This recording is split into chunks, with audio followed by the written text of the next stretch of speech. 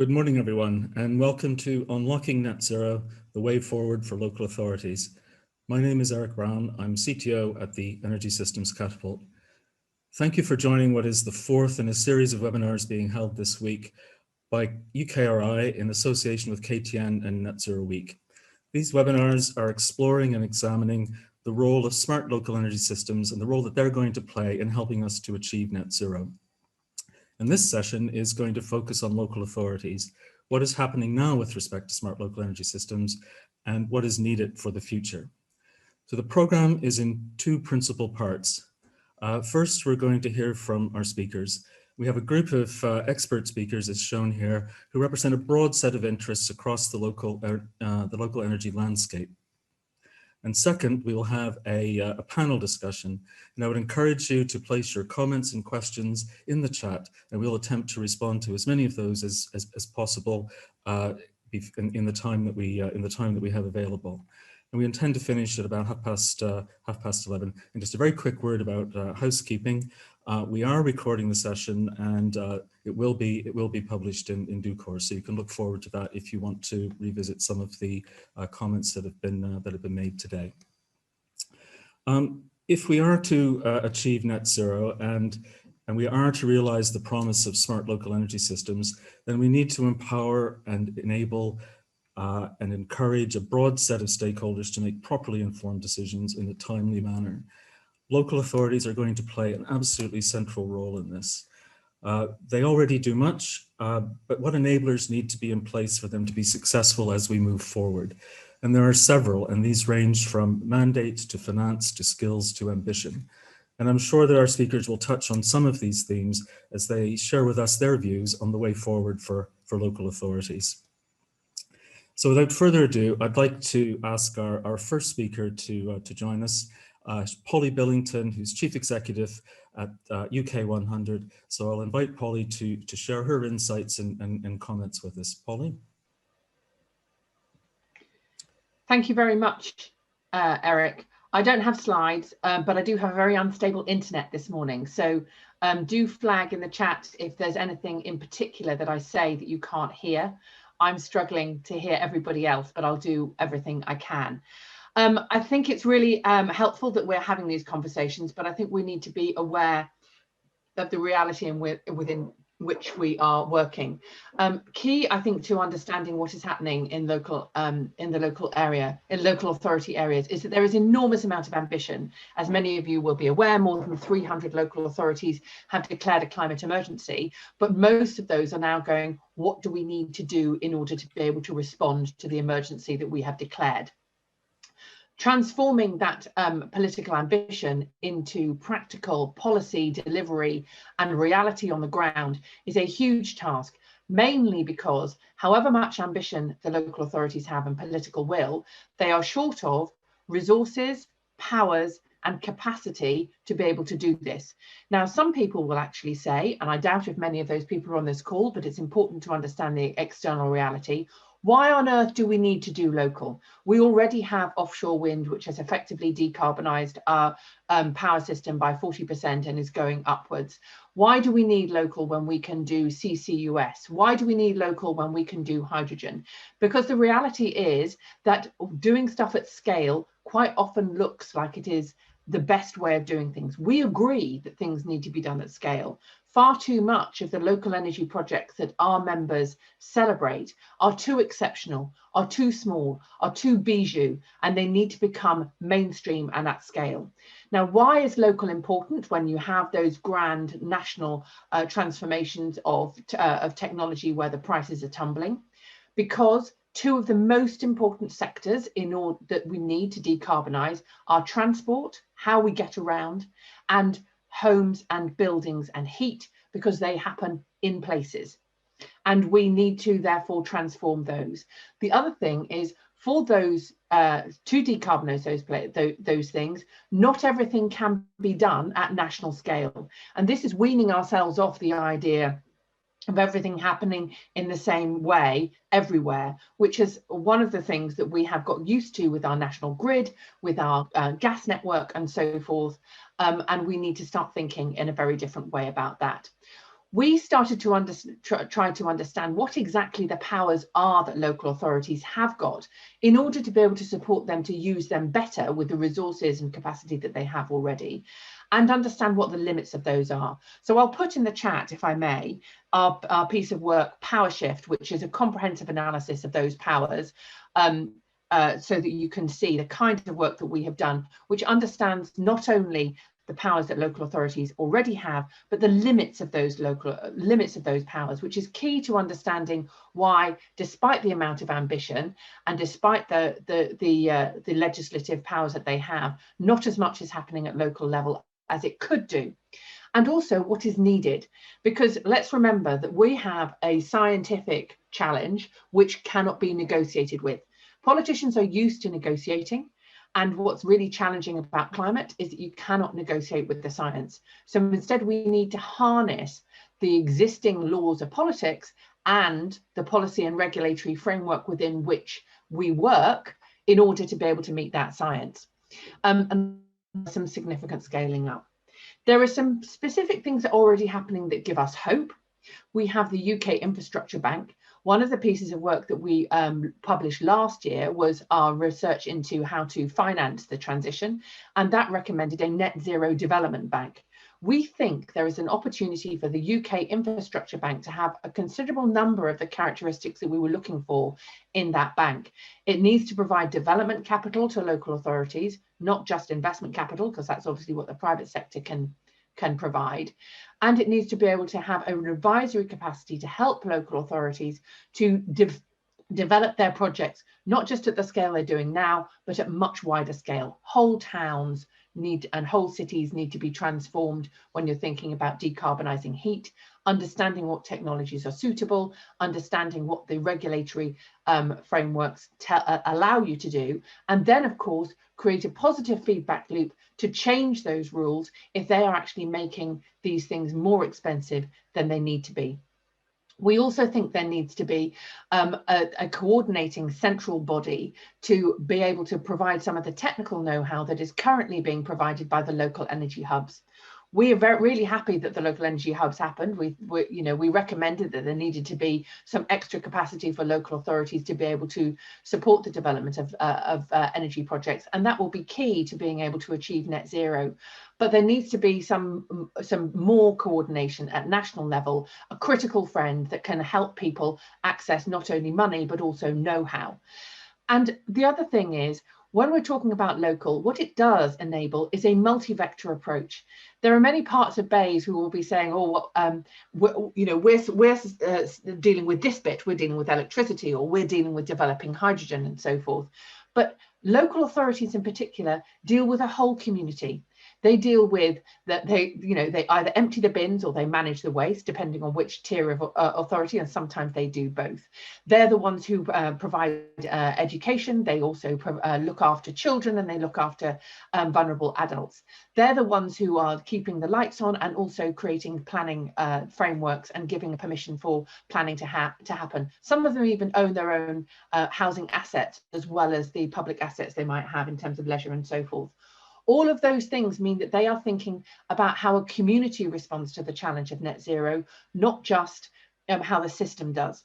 And that enables them to be able to work with engineers and people who can understand a whole systems approach to design that whole systems to work for those communities, not just individual consumers, but communities collectively. And that means they can build consent and support, because let's be honest about it, much of the stuff that is currently possible is comparatively easy when you're talking about public consent. We need to build that public consent now, because things will become much more challenging later on.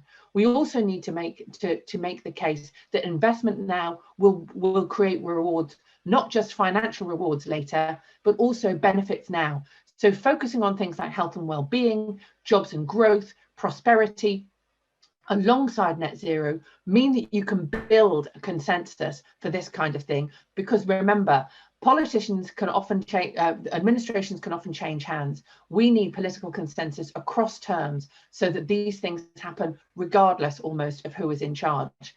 And that is one of the things that we can do if we understand the role of local authorities in building that local support. We understand the local authorities' role in being able to work with experts to design a system that works for those communities, and understand that local authorities' ambition needs to be translated by giving them the powers and the capacity and resources to really step up and fulfill their role in being able to achieve net zero.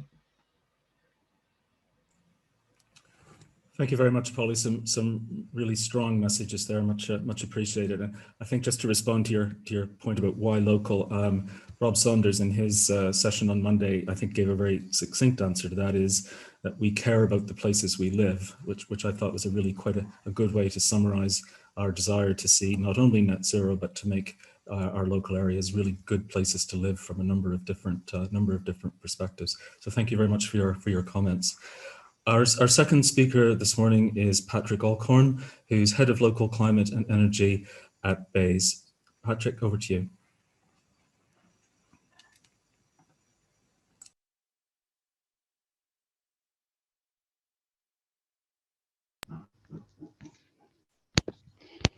Good morning, everyone. Thank you for the opportunity to follow that very impassioned and thought through presentation. My Deputy Director, Catherine, apologises for her late withdrawal, but we are in the midst of a year that is seeing us do the first multi-year spending review for a very long time, and the pressure is already ramping up to get net zero and our bids together for that. So she's been called into a meeting to discuss future funding of public sector and local, and felt that she couldn't miss that opportunity, so you got landed with me. For the last 5 years, I've been head of the local element of BEIS, responsible for setting up the local energy programme, and so you will not hear many arguments from me around a lot of what Polly has just said. I think her warning about size and scale of opportunity is very much at the heart of the debate. There is clearly if you look at the 10-point plan, it is clearly about big ticket decarbonisation. It's about economies of scale. It's about volume. If you look at the economic stimulus package, £3 billion for retrofit of houses and public sector buildings that was pushed out at speed to generate the green jobs that we know come with this decarbonisation. And I think that my word of caution to all of you around local energy and local net zero is that there isn't a huge amount of money in the country following COVID. There are a huge number of competing or seem to be competing priorities, and net zero is just one of those. And actually the value around net zero is where you can make the case that joins up with the other programs and priorities. And that's clearly from the Prime Minister's speech at the weekend around levelling up, about ensuring the union and supporting the union, around overcoming the significant unemployment or changes to employment that COVID has brought around in the pandemic, to all of those sectors and all of those different communities that we hear a lot around, from the tourism through town centres and programs like that. And clearly we are funding a lot of things in that space. So local authorities are able to bid for the Community Renewal Fund this year, for the Levelling Up Fund. Next year there'll be the UK SPF, and we've had the Towns Fund, ports, free ports programs there, high street programs. So there is lots of lots of programs there about new jobs, new city centres, new ways of doing that. And a lot of that money can be used to deliver your net zero goals. In fact, there is a net zero principle in a lot of those, requiring you to show how you are delivering this in line with our national net zero ambitions. And so I think it's not just about focusing on net zero and what BEIS or DFT are doing about zero carbon transport, but about looking across all of the opportunities and integrating net zero into all of the aspects that the local authorities do. And Polly made the point about transport, about buildings, about waste, about leisure, but also your inward investment. I mean, most local authorities look at attracting investment, work with universities around skills and R&D and opportunities in that space. And there's lots of those opportunities as we move towards net zero, not least in hydrogen, but across a whole range of things in terms of how we decarbonize heat in homes, how we make our electricity locally perhaps more effectively. Battery storage has a long way to go to bring prices down. So there's a plethora of different R&D opportunities in that space before you even start looking at the behavior change and the psychology and the engagement side of this, which, to be fair, national government is not at its strongest doing. Trying to engage the whole of the population of the UK with single messages in TV adverts is not a great way of doing nuanced behavior change. And local authorities have better access through communities, through their partnerships, through their relationships with businesses to do that behavior change and that engagement and that empowerment. Behavior change is not just about making people aware of a problem, but helping them down that pathway to changing their behavior. And that requires an ongoing relationship with those people. And councils have those ongoing relationships in a way that nobody else really does. So I think there's a lot in there. Clearly, we've run the local energy programme for the last 3 years, £10 million, £12 million by the end of the programme for capacity and capability in 5 regional hubs. Already delivered over £90 million of connected projects, so they are doing really good local work. But there's a pipeline there of over £1.5 billion of projects. So, it is a drop in the ocean of the scale of local ambition, and we are looking at how we can support that further. We're working with Eric and with the Energy Systems Catapult around creating a knowledge sharing community, a toolkit, but an online presence that will really bring together local authority delivery so that it's not a bilateral between, as it is now with teams and other things, between BEIS and we tell everybody something and then one of you tells us something. We need to find a way of making that online community work better for you, and we're working on that so that you're not all starting with blank sheets of paper. You're not all starting with blank legal documents and your legal team struggling to do the first heat network contracts because half a dozen other local authorities within your area will have done those heat network contracts. It's just you don't know who to ask or how to share them.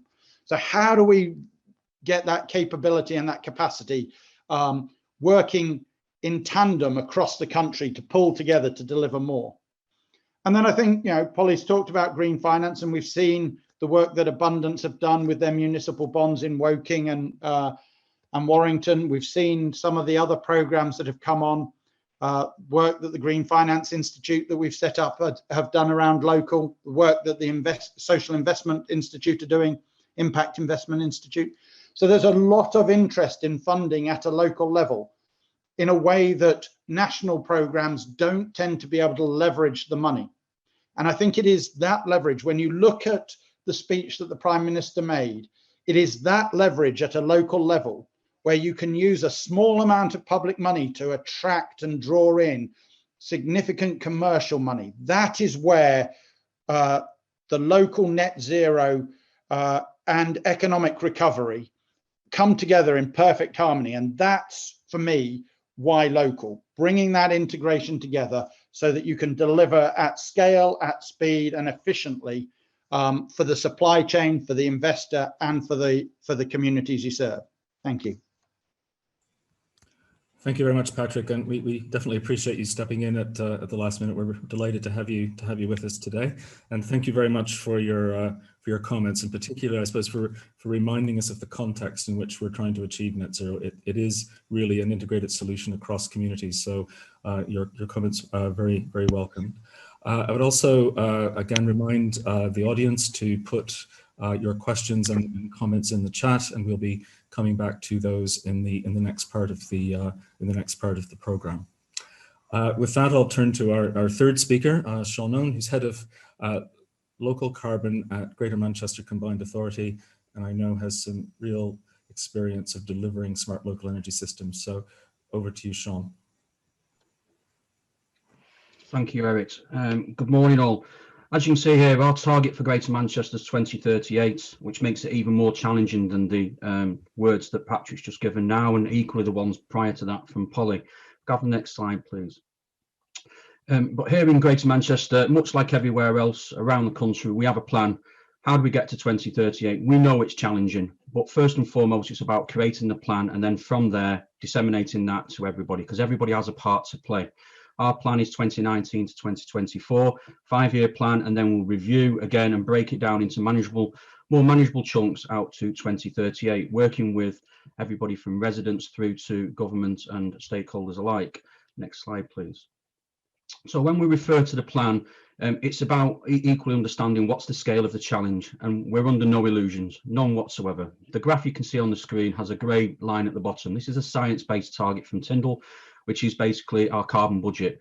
And as you can see, there are 2 further lines above this. There's the scatter line, which is a model demonstrated and created here in Greater Manchester with the support of Bayes and Patrick's team. And then there's a further line above that where we've looked at everything we know and said, what can we realistically do now with the technology and innovation available to us now?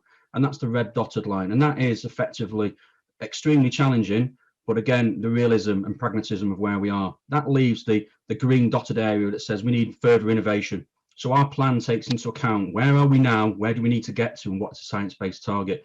And again, it involves everybody. Next slide, please. So when we look at a focus, today we're focusing on smart energy.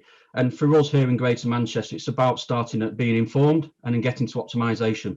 And in between there, as I've alluded to, we need more innovation, more energy generation, more buildings retrofit across everything. So that's not just domestic and social housing, it's public buildings and commercial alike. And then how do you decarbonise heat across the piece?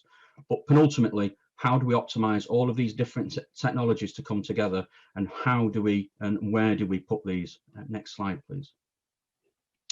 So when we start to talk about how, where and what, we've been working with Innovate UK and Energy Systems Catapult. We're procured as a partner, and through the Greater Manchester Local Energy Market Programme, which you can also see in some of the other sessions throughout this week, we commissioned Energy Systems Catapult to complete a local energy plan for Greater Manchester. What you can see on the screen now is merely a snapshot of Bury. There'll be 9 others to follow, 1 for each district, and then a further 11th one, which will bring together all of these for Greater Manchester. So we'll be able to look at a regional scale.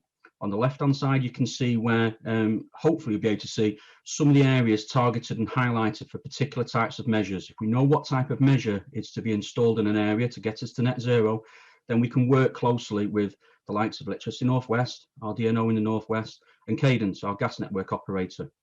The diagram in the middle highlights where do we need to put or should consider local energy generation. So how do we power up this transition? And if we know that, we can then again work with the network operators and then seek to leverage in funding, as Patrick's alluded to, but more importantly, work with our local communities to understand how we take that further. And then the final piece on the right-hand side is looking at the density. If we're looking to move away from fossil-fueled vehicles, combustion engines, we need to understand how we're going to do that. The graph here highlights really the terraced houses, the Coronation Street properties of Greater Manchester, and where are they? The houses that don't have off-street parking. And from this, we're able to develop plans for EV charging hubs so that nobody's left behind. We need to ensure that everybody's included. Next slide, please.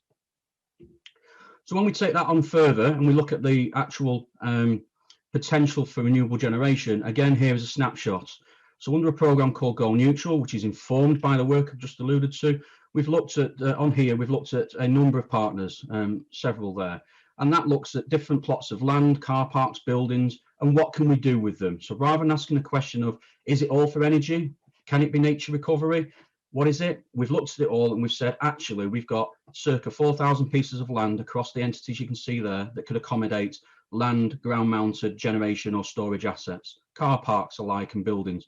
But equally at the same accord, we've identified land assets that should purely be used for nature recovery. We cannot forget that as part of this overarching jigsaw. But then, admittedly, we have 52 pieces of land that we cannot do either of those things with. They are not suitable for, and we need to revisit those at a later date.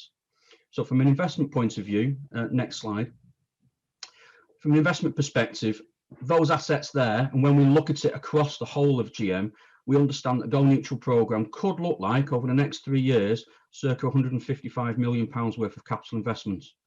Do I, as I sit here now, have 155 million to deploy all this? Quite possibly not. But what we can do is seed-corn, we can leverage in, we can de-risk some of these programmes. So as you look across here now, we're looking at potential 4 different types of programmes. For the eagle-eyed members of the audience, you'll see that there is actually missing Smart Energy Type 3 and Smart Energy Type 6. They're still under development, so this programme could get larger.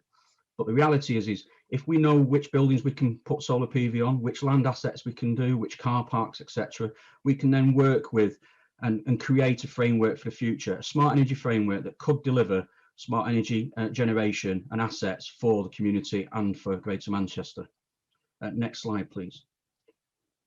When we take that on one step further, the local energy plans will also look at retrofit and decarbonisation of heat. So they'll take everything on a local area energy based basis, a whole system approach. We've been working with Electricity North West and Cadent since the beginning, so this is no surprise to either party. But what it does is it allows us to understand where do we need to retrofit and what type of retrofit do we need to do. There is an argument between a light touch retrofit and a deep passive house retrofit. The key question here is about affordability. How do we make it affordable for all, and how do we ensure that the transition is inclusive?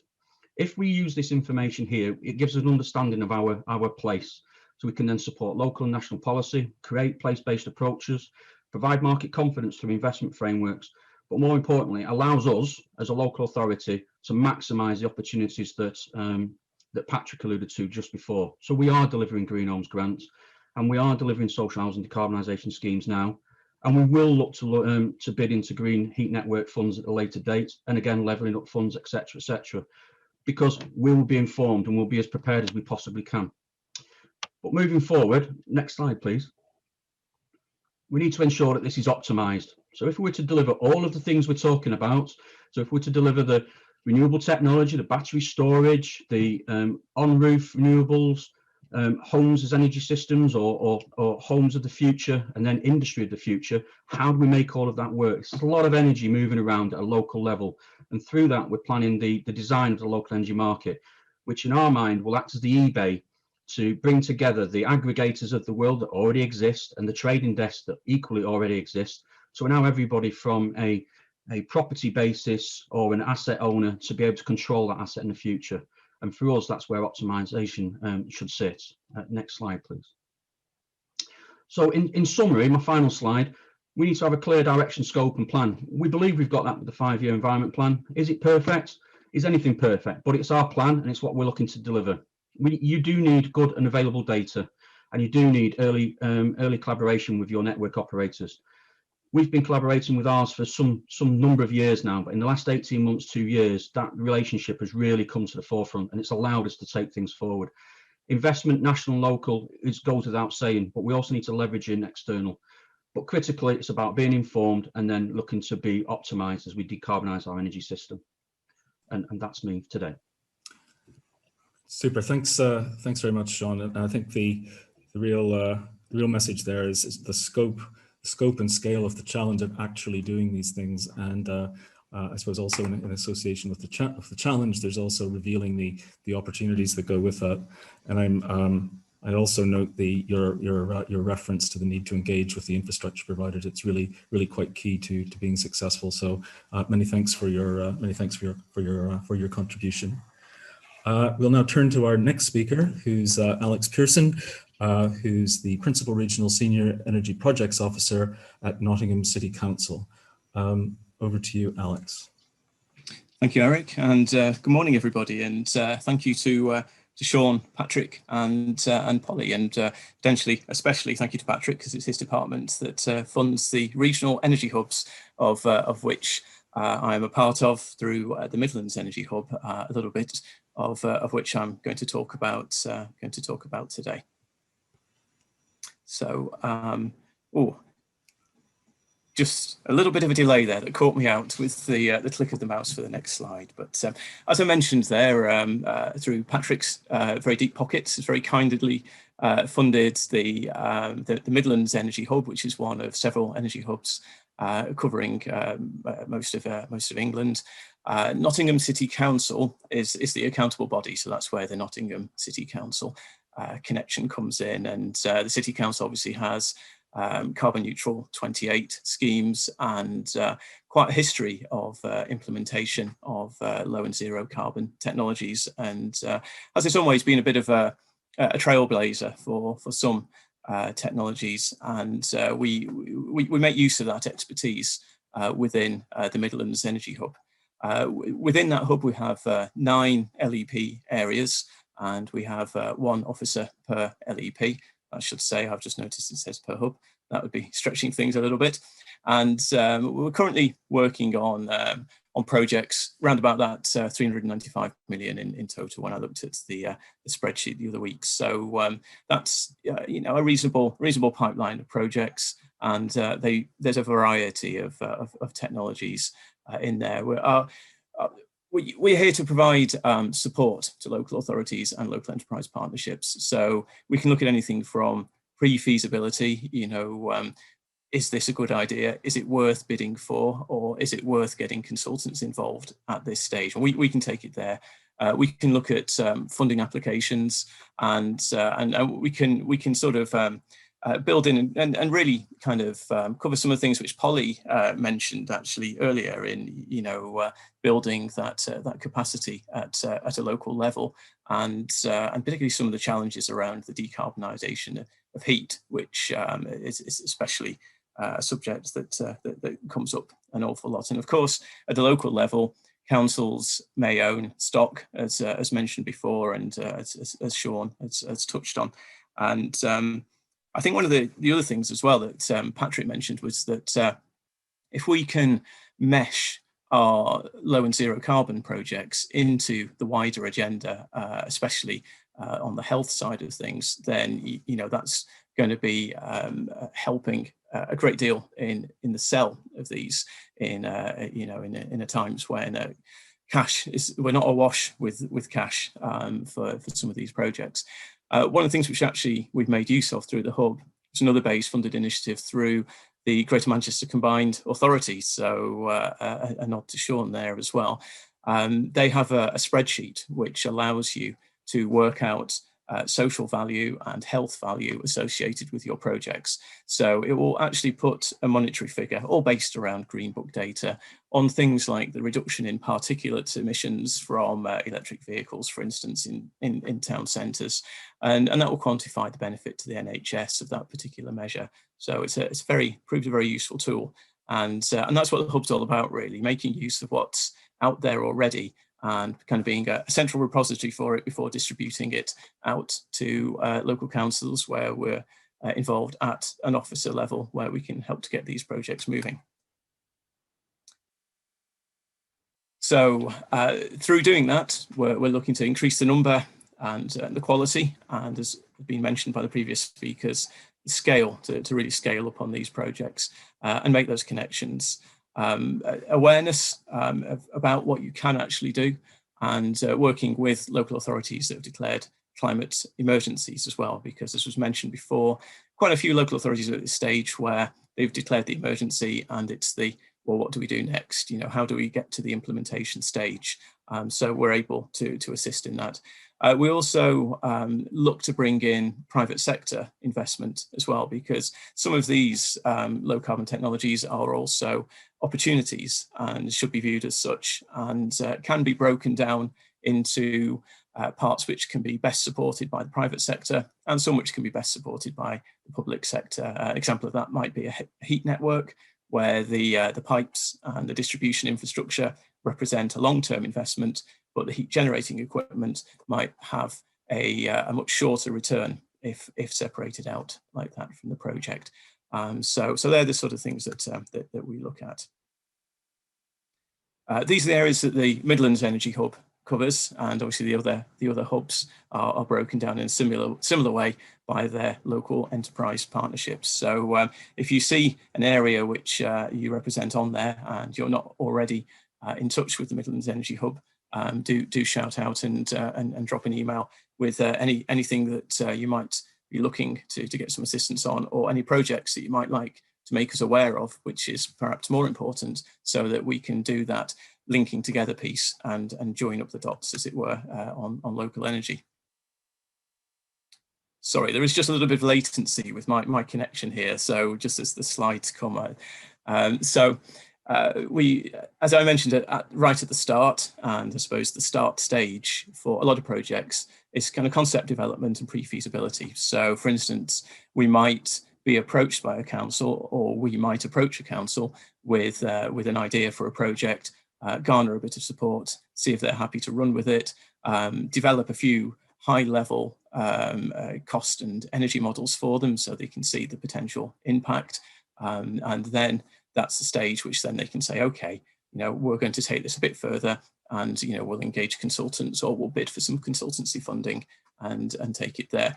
So that kind of leads into the next stage. We were involved with, to a great extent, with the public sector decarbonisation, the SALEX funding. So we were able to liaise with teams that we'd built up a good rapport with on the ground, the estates teams at various local authorities, and we could say, okay, that building that you wanted to do something with, here's an opportunity, let's have a look at it. The boilers are due for replacement. Let's see the feasibility of putting a heat pump in there and bid for the funding. So all that's all part of the support, but also wider energy strategy support. So looking at the whole LEP area as a region. So we cover that. We're also obviously we work very closely with our accountable body and our funders, and we deliver other projects such as the LAD scheme, the local area delivery scheme for the retrofit of housing stock. So we have our fingers in many pies, and there's a lot of expertise within the Nottingham City Council that we have access into. Most of the team working across the 9 LEP areas have projects around EV charge points. Obviously, that's a hot topic at the moment. Electrification of council depots for bin trucks and the likes, refuse collection vehicles. Heat networks is another big one. And obviously, we've mentioned before, public sector decarbonisation funding applications. And with those with a lower population density, the Rural Community Energy Fund is administered through the hubs as well.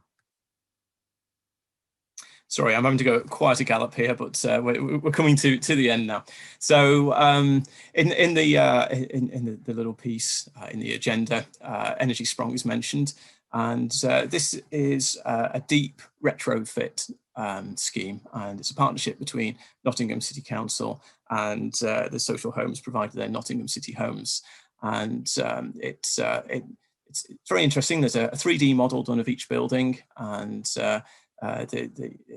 they then can spec up cladding and windows, and it all goes on as in sort of one hit. There's looking to achieve benefits of scale. It's being funded partially through the EU at the moment, so the ERDF funding. And I think one of the points on the agenda piece there is, why isn't it being scaled out, and why isn't everybody doing this method of deep retrofit? And the short answer really is just this sort of uncertainty around the funding. And you need to be working up around this sort of 100 homes mark, and then you can sort of socialize the costs out, if you like, to keep the cost low, so that the first participant doesn't receive the full burden of the development costs of the scheme. So with more funding, those sort of schemes can be taken further, but that is often the answer to the question of why not, or why are things not being scaled up, and it does often come to funding. There has been several pots around, but this particular one was an ERDF funded project, and I think it was around about £10 million. There was 4 million of that was ERDF funded, and 6 million was from Nottingham City Council. So that's a quick canter through Energy Sprung. There are quite a few of the case studies on the internet, so a quick Google search can bring you up anything on that. But that's me, the Midlands Energy Hub, and the wider hubs. Thank you very much. Thanks very much, Alex, and for giving us insight into how you actually translate ambition into action. And it's not easy, but there's been tremendous progress made in a number of really key areas. Again, I'd invite our audience to add questions and comments to the chat. There's quite a bit coming in, but I would encourage you to share with us your thoughts, as well as ask questions that we'll be addressing when we come to the panel session. I'll now turn to our next speaker, who's Gordon Graham, who's head of the Energy Revolution Integration Service in the Energy Systems Catapult, and he'll be sharing with us some thoughts around the toolkit and the marketplace that will seek to support local authorities in their work. Gordon. Thank you, Eric, and thank you for the previous speakers as well. Thank you for your input to this. What I'd like to present to you is what the Catapult are trying to achieve and trying to do to help in this journey that we're all facing right now. So we were tasked last year by BEIS and by Innovate UK to start looking at establishing a toolkit that could be useful for local authorities to help them in this net zero journey. And we spent the last year researching with local authorities, trying to understand their needs and requirements around what this might look like, with a real focus on the ones that aren't necessarily the leaders, more so the ones that don't really know what they're doing or don't know what to do, or are looking for expertise from others to learn and to build from. So that's really our core focus. But we have been working with GMCA, Nottingham, London, etc., to use that best practice in our thinking. So I'd like to paint that picture for you quickly, just to show you what we've been doing. So we've identified 10 pain points through research and interviews and engagements and workshops with local authorities. And some of the things that we've been focusing on, or some of the things that we've been asked to focus on, is local authorities don't know how to justify implementing local energy systems. They don't know how they can demonstrate the benefits. They don't know how to deliver these things. They've got a lack of guidance, a lack of best practice. They don't know what's possible. I don't really know where to start. And of course, I'm couching this around the local authorities that I've mentioned, the lesser mature local authorities in this space. They've got some difficulty in persuading decision makers in the plans that they're building. They're having to reinvent the wheel, particularly around procurement and legals. They don't have access to support from trusted, experienced parties. They don't know where they can get funding or where they might get investment. And of course, we're working with other partners here, so the hubs have been very important here in this work. So we're trying to help and bridge this gap. Not having the sort of commercial and technical knowledge to be an intelligent customer. And that's a key thing for the toolkit. What we're trying to do is help local authorities become that intelligent customer, providing them with resources, the knowledge, the access to the information and data, etc., that would help them become that. Not being able to collaborate regionally, and I think there was a point in the chat in this conversation already about that point. Not being able to access data that is needed, and I think the other thing is really making sure that we're helping local authorities with and retain the knowledge and the ability to access that information. So we know local energy is hard, but what if we can make it simple? And if we can provide a single source for your needs, provide the evidence and experience you can trust, provide a recognizable and reusable framework for effective delivery, and help you realize the right net zero solution for your local areas. That's what we're aiming to do. So the toolkit that we're currently developing, it has a number of features that we're building. So we started with the benefits and the vision. So we started with looking at what benefits the local authorities are trying to achieve through energy projects. So it's not just focused on energy, it's also focused on social economic benefits. Looking at the assets that they've got locally already, what options are available to them, and then helping them to start to form a business case around this that they can communicate based upon also real evidence around other projects that have already been implemented or are being implemented by local authorities. Then we're currently now working through our funding investment guidance and support and assets and templates, etc. And then we're moving into procurement and supply chain early in September. And then we're looking at decision support. So how do we map the decision-making process through local authorities, different types, different sizes, different geographic locations, and how can we provide some best practice around that? How can we help different local authorities understand what the pitfalls are, what the opportunities are to make this and speed this process up? So trying to provide all of the guidance, the advice that a local authority would need to go through this process. And then of course, then building their capability, helping them understand what information they might need, what literature they need to understand, and how they can communicate that within their organization and externally. So building a knowledge system, signposting them to support, and also building that community within the local authorities and externally. So that's our aim for the features. Benefits, of course, with feasibility, what's possible for my area? What will the toolkit help you to do? Help you to set your priorities, incorporate existing data, learn from others through best practice, streamline partner finding processes, gather data for your business case. Providing that viability, how do we deliver and fund this? The toolkit would help, hopefully, to incorporate existing data, identify funding and investment streams and opportunities, introduce you potentially to investors by building potentially a pipeline of projects. And acceptability, how do I bring people on board with this big idea? How do I get others to buy into the ideas that I'm building from an energy perspective or from a commercial perspective? And the toolkit is trying to help here in multiple ways. So the vision, the toolkit aims to be the UK's leading resource, helping LAs to turn net zero ambitions into actionable plans and prospering energy and helping prospering energy communities. It makes the sector's best resources universally accessible and useful by gathering information, evidence, learning, and tools into one interactive destination. This is an ecosystem, if you like. We're trying to draw the best of breed from across the sector to make it available in one place for you guys to be able to use it for your benefit. And what we want to do then is to stimulate, sector-wide upskilling and unlock local action at scale by guiding the journey and standardizing approaches across this sector. The toolkit is set within a vision. So the vision is, what we really want to do is create this net zero marketplace.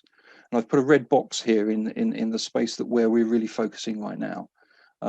We've used the REBA plan of work structure.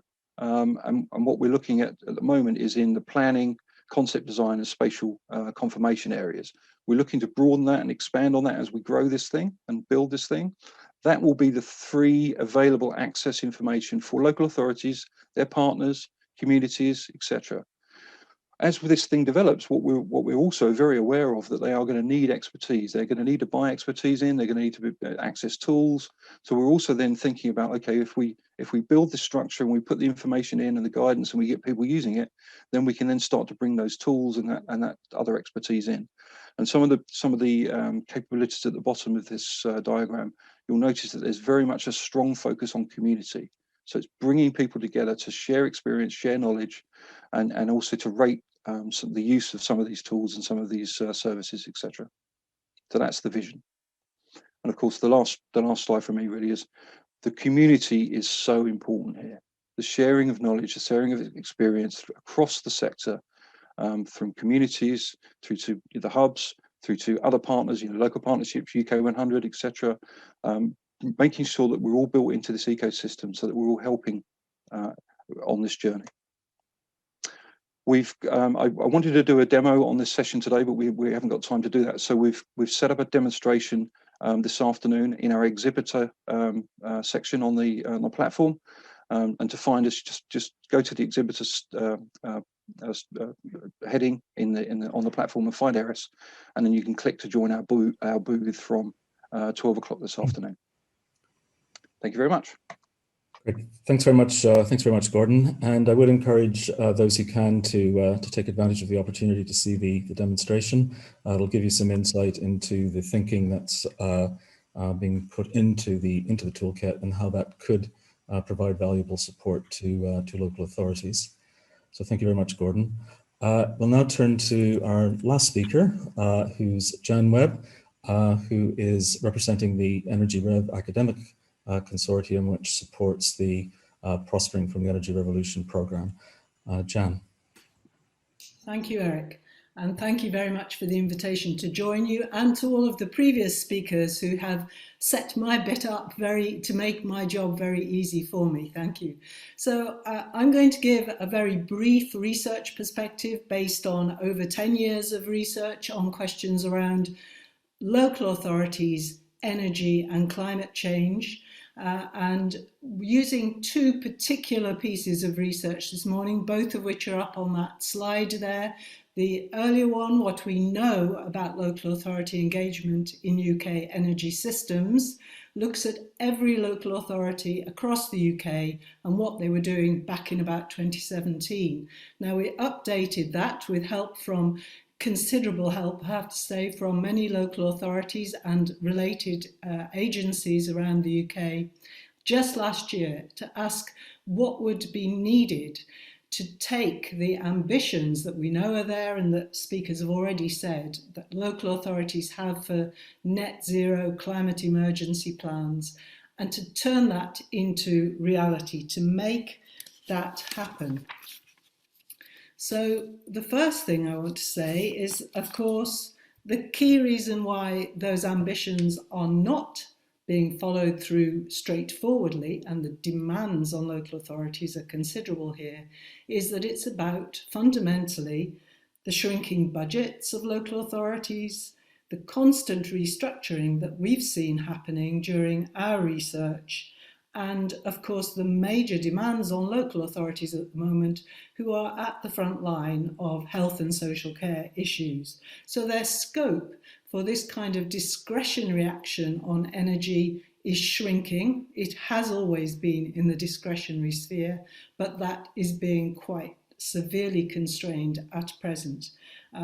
So we know that the skills, from our research, that the skills and the expertise are constrained, very constrained. Gordon, I think, has already talked very ably about the pain points that stem from that and stand out around that. So let me pick out one point from our 2020 research on the value of public investment in local authorities to make the full contribution that they are able to for net zero, particularly focusing on the scope for local energy systems development. Now, one route, and in the report there's lots more examples. Basically, the message of that whole report is so much for so little. The value of public investment now in local authority development to play a full part in local energy systems and net zero localities.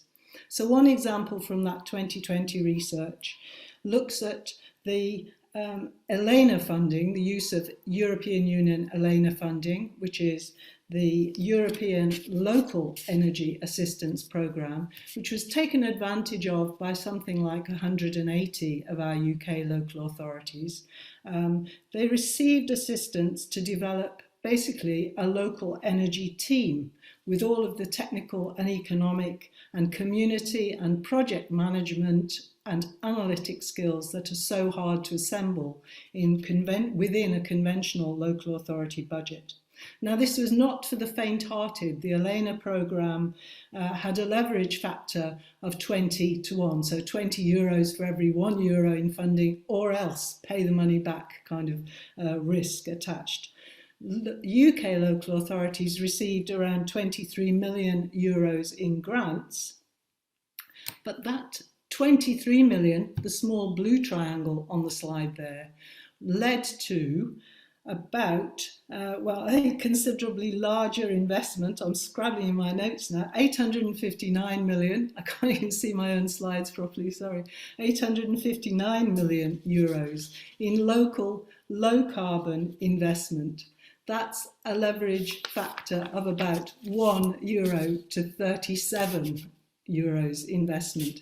Now, if we did some really simple, as we do in the report, we do some really simple arithmetic across the piece, and we said, let's look at funding every UK local authority to the tune of £1 million sterling for local energy assistance, technical assistance programmes. Using that €1 to 37 kind of scaling up, that would produce roughly £15 billion in local energy investment. As I say, so much for so little. Now, obviously, that needs refining and thinking about strategic and regional coordination, but it seems to us as researchers an excellent starting point for UK central and devolved government ambitions around net zero targets and clean energy. It is, of course, also indirectly supported by the recent Office for Budgetary Responsibility report on fiscal risks facing government over the next period of 5 to 10 years. And in relation to climate change, that OBR report concludes that heating buildings, as we all know here, I think, is about the hardest area to deal with. That is an area where we will depend critically on local authority initiatives and investment and management. And public investment, the OBR report concludes, will be needed to establish the local infrastructure, in particularly around the development of heat networks. So while we wait, and whilst that discussion continues, and while the argument about the role of local authority continues, as it already has for some period of time, what does it take? What does our research show about what it takes for local authorities to establish the foundations for all of this in the current economic circumstances? So what's needed? Well, we draw out something like half a dozen common factors. These are things that we saw repeated again and again in our collaborative research with local authorities. First, there had to be someone, even one person in place would help enormously, a problem owner, someone whose feet are to the fire, if you like, on this. And those people are often someone that was appointed to an officer role in a local authority with no previous experience in local government, and who basically asked the question, well, why can't local authorities do this? And expected to be able to proceed. And that kind of attitude and approach has proved enormously valuable, I think, in getting those foundations in place. Now that, of course, needs to be backed up by local political leadership and political commitment and community commitment there, and community pressure is certainly very, very valuable. Third, of course, now those just having a problem owner and even having political leadership do not speak for themselves. I think, as Patrick Alcorn alluded to earlier, there is no obvious translation from the facts of climate change into the need for local authorities to act and the need for local authority investment to support those actions.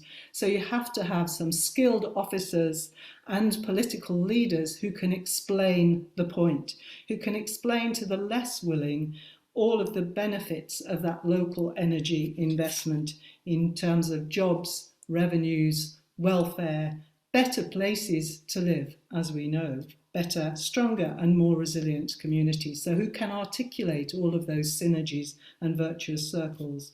And then, if you've got that in place, you just need the financial director's team behind you, of course, and the willingness of the financial director to integrate local energy into capital investment programmes, and accompanied ideally by that fifth point there, council willingness to step up to go after those regional investment funds and borrowing to develop the technical and project management expertise. And lastly, critically, and we've made this argument in a series of places, we need the metrics in place, the measures of costs and benefits, which will give due priority to net zero criteria. Otherwise, we will continue with business as usual. And there is now, of course, an opportunity, and I think Alex alluded to this and Sean alluded to it, to work with electricity DNOs during the current planning for price control period 2, where Ofgem and government is encouraging DNOs to collaborate with local authorities, among others. So, of course, none of that is enough on its own, because local authorities still do not have a mandate for energy services in the UK.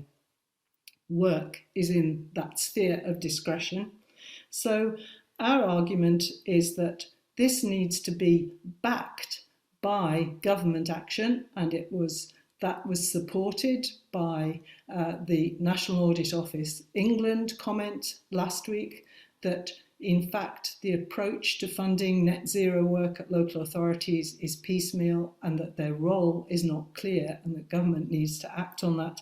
And I would say that is not just for UK government but also for our devolved national governments to pay heed to. So local authorities first need a policy mandate for net zero localities. And of course, that needs the coordination across the different scales of government and across sectors, which local authorities are very able to bring to use their convening power. We need to then to institutionalise that planning and its prioritisation and action through the necessary devolved powers and resources. We have very centralised government still in the UK in comparison with our relatively near European neighbours. We need to invest, of course, in local authority, energy and carbon expertise, as I've been arguing, and critically to evaluate all of public expenditure and procurement against net zero principles to make sure that we integrate those net zero principles in the way that Patrick Alcorn was calling for into those investment plans. And behind that, of course, at present, use those COVID-19 recovery strategies to drive investment in net zero localities. We know from the International Energy Agency this morning that national governments are still not taking that step adequately to use that funding. And if we do that, we get all of those virtuous circles through jobs, supply chain innovation, improved housing, social justice, a better place to be, a more resilient country, and indeed, so much for so little, as I said. Thank you very much. Thank you very much, Jan. That was some really very powerful messages there. So we appreciate all of them, and I think there'll be an opportunity to come back to some of them in the course of the discussion. So we've now heard from our speakers, and I'd like to thank them each for their insights and for very interesting, informative and stimulating comments, which I'm hoping we'll have the chance to talk about as we move forward into the panel. As we do that, we're going to be joined by Judith Ward from Sustainability First. And I thought I'd give Judith a couple of minutes just to perhaps make some comments, possibly some observations about what she's heard so far in the session. Judith? Good morning. Really interesting morning so far. We're right in the middle of the 5-year review of the multi-billion-pound investment plans of the electricity distribution networks. Energy regulator Ofgem has a big balancing act here to drive decarbonisation at lowest cost to consumers and also to electrify at speed. I came off the ED2 Challenge Group in June, but one personal reflection. To use Polly's words, energy networks happen in places. There's a new delivery triangle at the heart of this regulatory process, local authorities, networks and Ofgem. And net zero hinges on these relationships. So 3 thoughts on pulling well together. First, local energy plans. There's helpful guidance out there, including absolutely clearly via the Catapult. Greater Manchester and the Energy Hub show how local authorities must engage early with their networks and then keep engaging. And for their part, networks should inform authorities about the network impact of local authority net zero goals and commitments. In particular, the DNOs should advise on how or where flexible response can offer value to them as the network, be that at a particular place or through different contract options. And in this way, networks can play their part in pointing authorities to more affordable options. Second, for a DNO, truly close working across so many authorities, large and small, is, it has to be said, pretty new.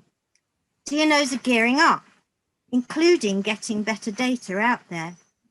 But back to the network investment plans, these must be well justified or they won't get the funding.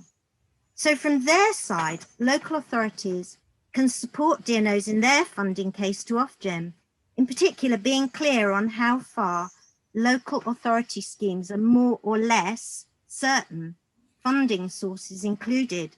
And in turn, this can help the DNO put a robust needs case to the regulator. Third, the regulator is looking to the networks we've heard this morning to play a full part in facilitating net zero. They want active collaboration with network stakeholders, local authorities included. First, Ofgem wants the networks to free up existing network capacity through promoting flexibility, be that to manage bottlenecks or to avoid new peaks from EVs or heat. Ofgem do also accept that new network investment will be needed to electrify transport and heat. But at this point, much is unclear. How much new network investment will be needed, whereabouts, and by when? So the networks must show how they've taken on board uncertainty. For their part, the regulator is designing new funding mechanisms to work with the grain of uncertainty. So one new thing for everybody, including beyond this price control, the devolved regional, metro and local authorities, while formally at one remove from the regulatory process, through their close working with the energy networks on their local plans, are now actually essential partners in this Ofgem process. So last and very quickly, the draft business plans went to Ofgem at the beginning of July. Networks want stakeholder input, including from authorities. Summer holidays and resource willing, there's still time. Final plans go to Ofgem in December with a decision next spring on network goals and funding. And at the heart of this process sits the new triangle I've described. These relationships are truly a work in progress, but looking ahead, they're clearly absolutely core to successful local and smart net zero delivery. Thank you. Thanks very much, Judith. And I certainly echo your views about the essential need to align the interests of all stakeholders and focus in a shared direction, on a shared journey. Okay, so we're now going to turn to the panel. We've had a number of questions come in, and I'd encourage those who would like to add questions to the list to please do so. One theme that has been reflected in a couple of them is the relationship between national and local, and the need to understand how you, if you do act at the local level, how do you ensure that it adds up to a national outcome. And I think there's a variety of perspectives on that, but I'd like to perhaps go back to Polly to comment about how do you connect local to national in the most effective way. If you could share some thoughts on that, Polly, that'd be great. Again, I'm really struggling with the internet here. I think you were asking me, is that right, Eric? I'm asking you, Polly, about the how do you connect national to local? How do you ensure that a set of local interventions and aggregate to deliver the national outcome that you're seeking? Okay, well, fundamentally, there needs to be an understanding at national level that local is essential and you can't reach net zero without us. And unless and until there is an understanding that local is an essential part of net zero, you won't have the changes in the policy and regulatory frameworks, you won't have the increase in capacity locally, and you won't have the resources allocated properly. So there needs to be an understanding that this is required. I know Innovate UK are commissioning a substantial piece of work on making the economic case for local action, which I think will contribute to some extent. But I know that Patrick and I share our anxieties about the overall point of view of Whitehall generally, but also the Treasury in particular, about the value. And I think this is a challenge back to the sector. There's simply no point asserting that it is valuable. You need to be able to start demonstrating it in language that is convincing for the Treasury. So that is about rate of returns, it's about scale, it's about meeting other economic objectives and fiscal objectives as well as political ones. And I think that's really important. But bearing in mind the Treasury's mindset is very much about is about fiscal rectitude. So saying, oh no, but you'll get loads of other benefits later on in some other way in a metric that you don't recognise is just for the birds. So we really have to be really robust about this. And I think that's one of the things that's going to be very interesting about the Innovate UK work that they have commissioned, because I think that's becoming increasingly compelling on that front. Local authorities also have to demonstrate what they can do with what they've already got in order to be able to prove and demonstrate that they are competent and capable. And there is a high level of scepticism in Whitehall generally about local government. Apart from the few MPs that have been councillors, there is a snootiness amongst parliamentarians about them, and there is even more of a snootiness about them from civil servants.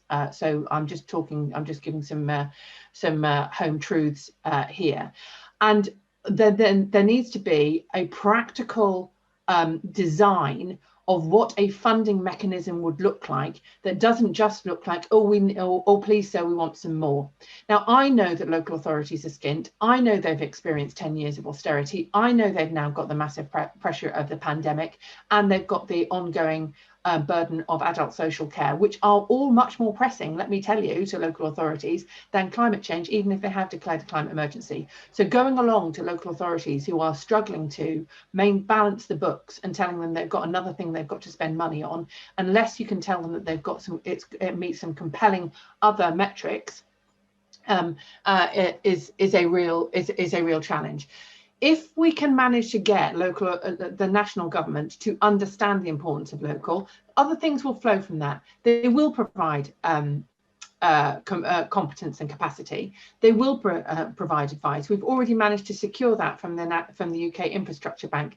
There needs to be responsibility built into policy as well as into all that funding, to make sure that money is spent in the right and appropriate ways. And there needs to be a compact between national and local government. Again, local government can do much by demonstrating what it can do, and not just those little bijou things. It needs to be done at scale. And that means, and there's some of the questions in the chat reflect this, don't think that bureaucratic borders are useful when you're talking about net zero. Find your allies across those bureaucratic borders, across your travel to work areas, across your economic growth areas, or your sort of natural economic areas, and also find them across political differences.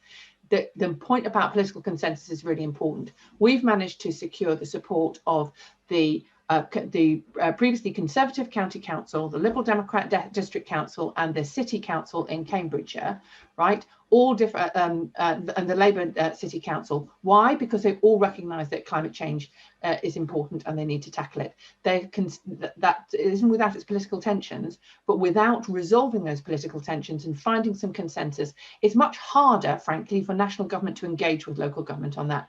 So there's things to be done on all sides. Brilliant answer, Polly. Thank you, Alex. You look like you want to make a comment, so I'll come to you to Thank you very much. I couldn't find where the hands up is on this. I've got so used to Teams, so I'm a bit of a stranger to Zoom at the moment.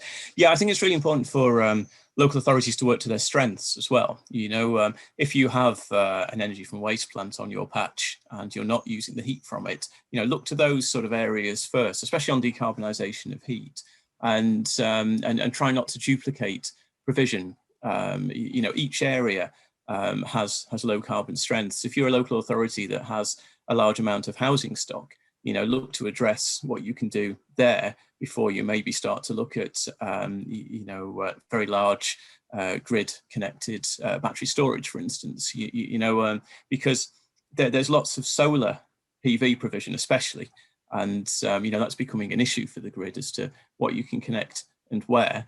And it doesn't do a huge amount to address the decarbonisation of heat. And we're going to come to a point soon where the more electricity saving measures that we're doing, we're not saving that same amount of carbon as if we were to displace gas and heat. And, there is a fundamental limit to how far we can electrify society at the moment. And that's a limit of what we can generate on the grid. And it's about 50 gigawatts at the moment is the capacity. If we were to electrify all the heat or meet the heating demand, albeit in a direct comparison, so maybe not taking into account the coefficient of performance of heat pumps, but we're going to be short by about 200 gigawatts. So that's a big shortfall. So heat, I would say, is the pressing urgency, the decarbonisation of heat, and looking to the strengths, and that's how we transfer local action to meet national targets. Thank you very much, Alex. Changing gears slightly and coming back to the point that's been raised by a number of people, and I think it does tie into the comments that Polly made about how do you actually mobilize the effort here, and that's the question of skills. And several speakers have made reference to it. I think skills come in terms of, or skills constraints come in terms of capacity, also capability, because there's now a demand to be much more multidisciplinary in the types of problems that are trying to be solved. Some of these are very complex. And I think there's also what I've heard referred to as a question of literacy. You're asking individuals within the local authorities to be competent in terms of technology, regulation, carbon, and finance, really, in order to make some of these cases and make them compelling and passionately sell them. So there's a question in the chat, I guess, which refers to one aspect of that, which is the complexity of some of the relationships that are needed to be captured in legal and procurement arrangements. So I guess I'll come to Jan, perhaps if you'd like to comment on how do you actually tackle the need to deploy, or the absolute need to deploy the right kinds of skills in the right quantity at the right time in the local authorities in order to be able to move this challenge forward. Sorry, were you asking me? Yes, Jan. Yeah, okay, well, tall order, that one. Well, to get the skills in place in the first instance, I think is critical. We've heard from Polly, from Alex, from Sean, that of course there are huge skills already in local authorities, but they need to be turned towards this direction, and that is extremely demanding when they are already doing an awful lot of jobs in any area that you choose to look at, particularly around health and social care at the moment. But I think then it means working, I can draw on an example from Scotland, for instance, the attempt that we've seen over the last 5 or so years now to build up skills around local supply chains for energy efficiency and upgrading the thermal performance of all of our building stock, and seeing just that there are significant job opportunities in that area in across communities in Scotland, and therefore across communities in England. We know that has been the area which succeeded in England with the Green Homes Grant.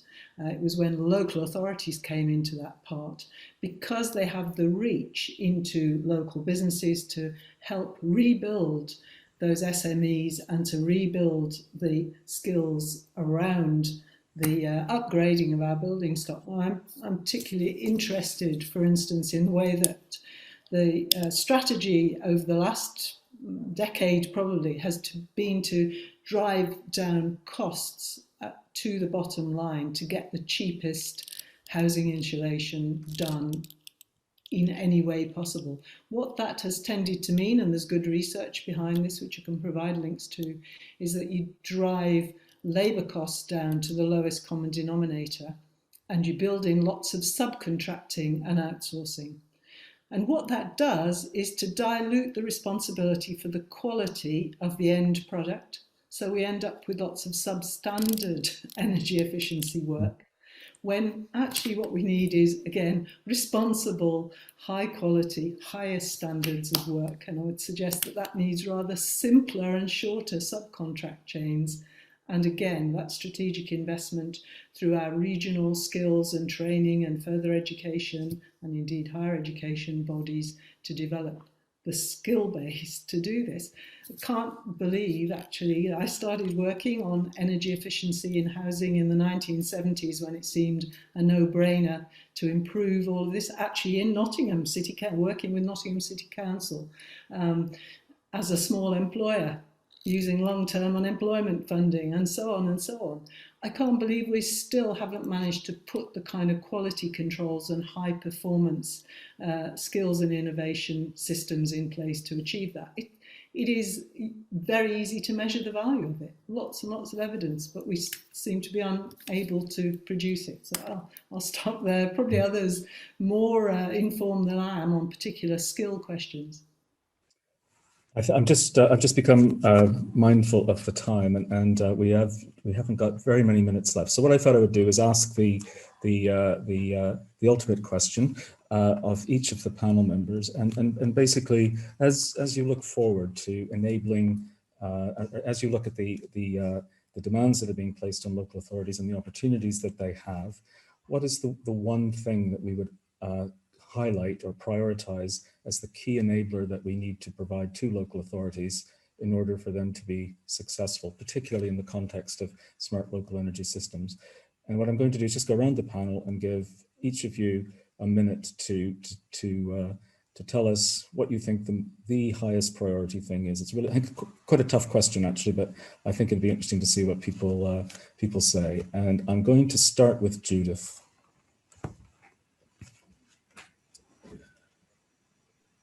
Thanks, Eric. I'm probably not going to answer the question. It's a reflection. I think we're in a world of moving parts, and that's not just local authorities, it's also the energy world. We now know there's going to be a future system operator that's going to look across both electricity and gas. At the local level, the role of the distribution system operator is evolving. People are trying to get their arms around coordination, whole system thinking. So in the end, we need to get to a better organisational balance, not just local authority, central government, but also in the energy world about national and local roles so that everyone can play a distinct but integrated part in delivering cost efficiently. Very good answer. Alex. Sorry, I just saw I was on mute there. Yes, no argument from me on those points. I think looking at the distribution system of both gas and electricity as energy and not differentiating, so you're looking at that whole systems approach. I think some of the things from my experience with working with councils that would help, apart from providing more funding, which everyone would say, is streamlining procurement and frameworks, and making them as suitable as possible and as easy to use as possible to get low carbon measures out there, and leverage the low carbon economy a little bit. You're providing these opportunities, hopefully you can promote growth, then more companies can come onto these frameworks and there'll be a greater choice. And verification. So once these are done, the follow-up measurement and just ensure that energy efficiency is saving carbon in the amount calculated. Thanks, Alex. I think you snuck in more than one, but I think we're all good. So sorry. We'll keep them. Sean, to you. Thank you, Eric. I think the key thing for me is all the things that have just been said now, but it's also about ensuring that we have a place at the table. I think the critical thing is that a lot of these decisions are sometimes made without a local authority at the table around how the networks can operate in our area, and it takes them back to the impartiality in consumer. We know our places better than most, let's be brutally honest, and if we've got that place at the table, we're representing our residents, our businesses, our constituents, and that means that we're able to bring the consumer with us from that perspective, but equally we, as I've alluded to, we have a plan. And by having that plan there, we can then ensure that we're working together. And plans can change. We need to be flexible. We need to be honest with that. Innovation changes. But we can ensure that at least the near-term thinking ensures that we are not excluding anybody in the future years to come. Super. Thanks, Sean. Gordon. Thanks, Eric. Thank you. I just thought I'd probably answer this through a piece of work that we're just kicking off right now, and that is looking at the PIFA projects, the Smart Local Energy System projects across the UK, and we're looking at them specifically around their business models that are relative or relatable to local authorities. So that piece of work should draw out some insight into what Smart Local Energy System business models could deliver the benefits that a local authority is looking to achieve. And a byproduct of that is a potential revenue stream, which could also then be reutilised in developing more projects in the local area. So from us, it's business models, delivery models, ownership models, and they're the sort of things that we're currently looking at. Brilliant. Thank you, Gordon. Polly. Hi, I'm going to cheat and say what we need is our net zero local powers bill, which will be a wrapper around a significant number of regulatory changes that are required. You will have seen a couple of things that have been announced in the last couple of days that are stepping in the right direction, but the Highways England have announced their net zero plan. Ofgem and BEIS have announced their recommendations for both data and also a change in National Grid's role, which all sort of creep towards where we want to be. But fundamentally, Ofgem itself needs reforming the energy system, the regulatory frameworks within which the energy system work, obligations and incentives to DSOs to engage with local authorities capacity as well, reform Highways England, National Planning Inspectorate, National Planning Policy Framework. I could go on. All of those regulations are currently getting in the way of even the fact that there is a genuine overall presumption on the capacity of local authorities to deliver, and they keep bumping up against those. They are ambitious enough to try to do workarounds, but workarounds are expensive and they're inefficient, and that's what Treasury and national government need to understand. That's why we think a legislative platform for those regulatory changes will be essential. We think we can get some of the insights that prove that need through the UK Infrastructure Bank, but not on its own. So much of the evidence has been presented this morning. It would be great if that could be transformed into some real significant regulatory change. Super, thanks, Polly. Jan, your one favourite thing. Yeah, thank you. It's the mandate and the money, the two M's, isn't it? I mean, that's exactly what everyone has said, I think, and I would echo Polly certainly there in her last comment. That means changing legislation. It does actually mean devolving more powers and resources to make this happen, and that will make the UK government's job a lot easier, and it will be a very cheap investment. Thank you. Right. Thank you very much, Jan. I give the last word to Patrick. Thanks, Eric. I guess all of what's been said is very interesting. My perspective, I guess, is that we need to see, and we've heard from Sean and others about those at the front end, but the integration. The ask from me is that we see genuine integration across all of those existing levers to deliver net zero, and that the ask that comes back is to fill the gaps rather than just to reflect the lack of awareness of what can already be done. And I think the Power Shift report goes a long way to doing that, but I don't think that a lot of local authorities are yet in that space where their housing strategy, transport strategy, waste strategy, etc., all pull in the same direction as their net zero ambition. From our side, I think it is what we need to be able to provide is more certainty. So more policy certainty, more funding certainty, so that places can plan for longer than 12 months at a time, because to deliver what we need to deliver by 2038 if you're Manchester, 2030 if you're Bristol, 2050 on a national basis, we need to be doing this systematically and effectively. And the only way to do that is to have long-term procurement structures in place, a rolling program, and again, an integrated program that allows you to deliver the solutions in one go, rather than a hit and miss bidding war on a weekly basis for the different incentives that you want to put in place.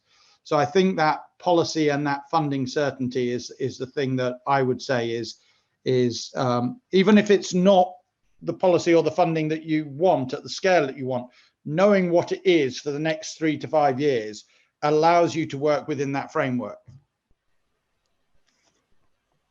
Brilliant. Thank you very much, Patrick. I think that's a great summary, but I also think it could provoke much longer discussion.